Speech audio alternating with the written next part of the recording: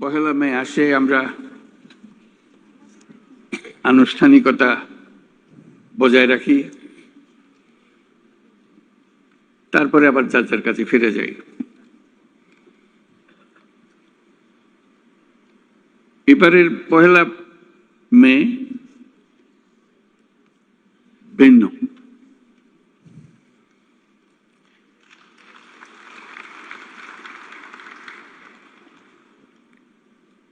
সেটা তো অভ্যুত্থানের মাধ্যমে যে সুযোগ আমাদের সৃষ্টি হয়েছে, সেই সুযোগ এই পরিস্থিতির আয়োজন করে দিয়েছে আমাদের কাছে।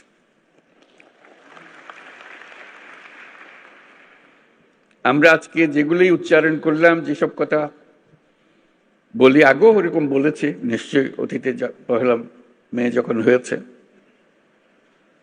কিংবা এবারের অর্থ ভিন্ন। এই জন্য ভিন্ন,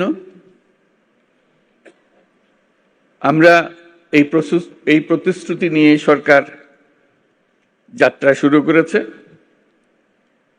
যেটা ছাত্র, শ্রমিক এবং জনগণের অভ্যুত্থানের মাধ্যমে যেটা আকাঙ্ক্ষা সৃষ্টি হয়েছে, নতুন বাংলাদেশ গড়া। এই নতুন বাংলাদেশ হবে না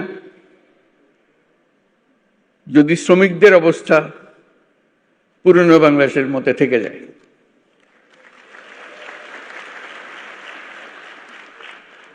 কাজে এটা আমাদের সবার দায়িত্ব, যারা এই নতুন বাংলাদেশে বিশ্বাস করি, যারা এই নতুন বাংলাদেশ গড়ার জন্য প্রাণ দিয়েছে, যারা নতুন বাংলাদেশ গড়ার জন্য আহত হয়ে জীবনের সংগ্রামে রত আছে, আর যারা তাদের প্রতি সমর্থন দিয়েছে। এটা আমাদের দায়িত্ব এবং একই সঙ্গে এটা আমাদের মস্ত বড় সুযোগ। এরকম আকাঙ্ক্ষা আগে কোনোদিন একযোগে এত কঠোরভাবে সৃষ্টি হয়নি, আজকে যেভাবে সৃষ্টি হয়েছে।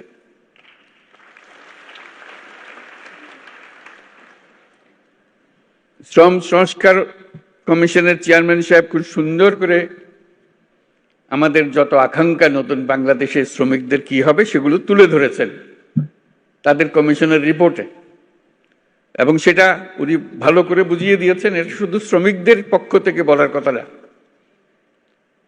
সকল পক্ষকে নিয়ে, সকল পক্ষের অংশীদারিত্বে এই কমিশনের রিপোর্ট রচনা হয়েছে। তারা যেসব কথা বলেছেন, যেসব সুপারিশ করেছেন, আমি ব্যক্তিগতভাবে অভিভূত হয়েছি। এত সুন্দর করে এত কঠিন বিষয়গুলোকে তুলে ধরেছে। আমি তাকে অনুরোধ করছিলাম আমাদেরকে একটা তালিকা দেন যেগুলো তাড়াতাড়ি করা যায়। তিনি সঙ্গে সঙ্গে বললেন, আমি প্রস্তুত হয়ে এসেছি, তালিকা আপনার জন্য নিয়ে এসছি। আশু করণীয়, আমাদের দায়িত্ব হলো আশু করণীয়গুলো দিয়ে যাত্রা শুরু করা। এগুলো করণীয়গুলো সমাপ্ত করার পরে কঠিনগুলো আস্তে আস্তে আমরা রওনা হব। কিন্তু এটা বাস্তবায়ন না করে জাতির কোনো গত্যন্তর নাই। এই নতুন বাংলাদেশ গড়তে হলে আর কিছু কাগজ দলিল থাকার না থাক, এই কমিশনের যে রিপোর্ট আছে এটুকু যদি আমরা বাস্তবায়ন করতে পারি, তাহলে নতুন বাংলাদেশের ভিত্তি রচনা হয়ে গেল। আমরা গৌরবান্বিত হয়ে বলতে পারবো আমরা সেই পথেই যাত্রা করেছি এবং সেই পথে চলা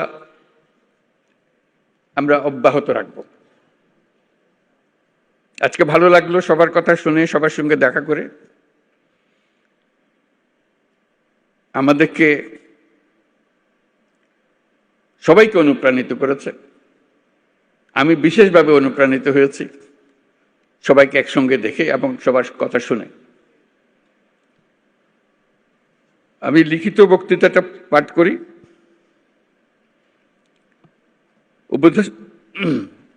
উপদেষ্টা পরিষদের সদস্যবৃন্দ, কূটনীতিকবৃন্দ, ইয়োর এক্সেলেন্সিজ, আইএলও সহ বিদেশি সংস্থার প্রতিনিধিবৃন্দ, শ্রমিক ও মালিক সংগঠনের নেতৃবৃন্দ, সাংবাদিকবৃন্দ এবং উপস্থিত সম্মানিত সুধী, আজ মহান মে দিবস। বিশ্বের শ্রমজীবী মানুষের সাথে সংহতি প্রকাশের এক ঐতিহাসিক গৌরবময় দিন। দৈনিক ৮ ঘন্টা শ্রম, ন্যায্য মজুরি ও শ্রমের মর্যাদা আদায়ের লক্ষ্যে 1886 সালের 1 মে মার্কিন যুক্তরাষ্ট্রের শিকাগো শহরে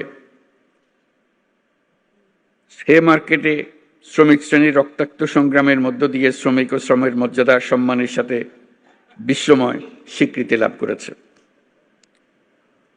সেই প্রেক্ষাপটে এটি শুধু একটা সাধারণ দিবস নয়, শ্রমজীবী মানুষের অধিকার আদায়ের আন্দোলনের সংগ্রামের অনুপ্রেরণার উৎস। তার সঙ্গে এখন যুক্ত হয়েছে আমাদের অভ্যুত্থান, জুলাই অভ্যুত্থান।